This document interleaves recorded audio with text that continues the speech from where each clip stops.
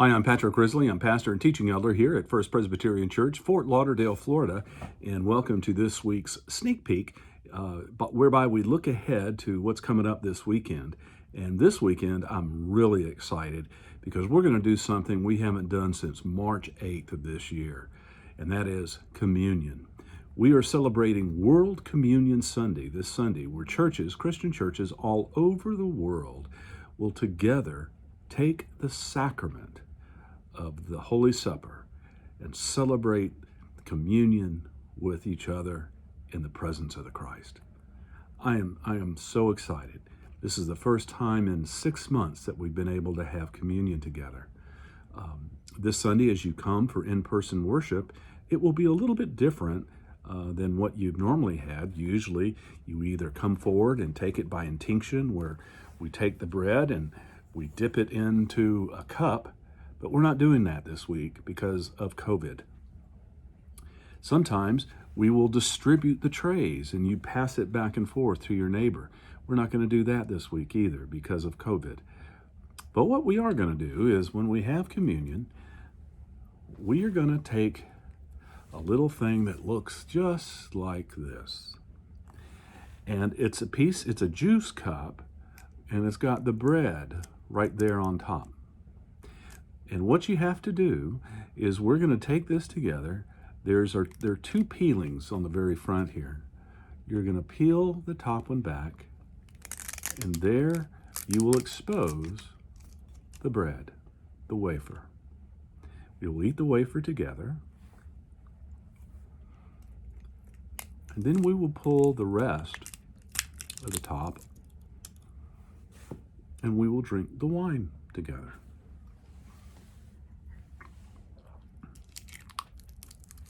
It's a little different, but we're going to sup at the Lord's table.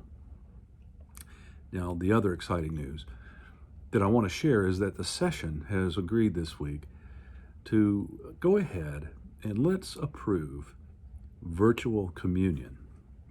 In other words, as we are breaking bread together in the church, those of you who cannot attend the worship services because of the concerns for the virus or for being from a large distance away and you can't make it, then we want you to prepare for this Sunday in a couple of ways so you can join us in eating of the bread and drinking from the cup at the same time we do. We're simply asking that you go and take a piece of bread, find some bread at home that you would normally have around the house. Not potato chips, not Frito-Lays, but bread. Let's keep it biblical. This is wheat bread. This is what I have at home. And this is the bread that my wife will use. So we're going to take a piece of bread that we normally use at home, and then I'm going to ask you to take and find some juice that comes from the fruit of the vine. In other words, a grape.